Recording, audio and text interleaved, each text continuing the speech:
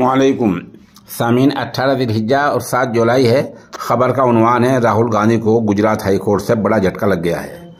Modi surname वाले बयान पर गुजरात हाई कोर्ट ने राहुल गांधी की 2 साल की सज़ा को बरकरार रखा है।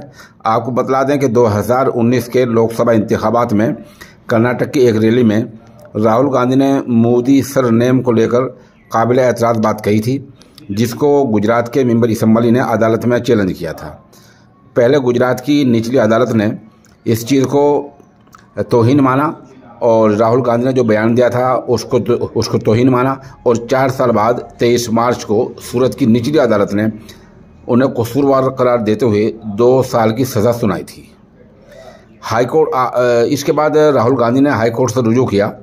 हाई कोर्ट के जज जस्टिस हेमंत परिष्कर की बेंच ने उनकी अर्जी को खारिज कर दिया है और राहुल गांधी की अर्जी को खारिज कर दिया है और 2 साल की सज़ा को बरकरार रखा है और कहा कि मोदी सरनेम वाला मसला है, ये तौहीन वाला मसला है।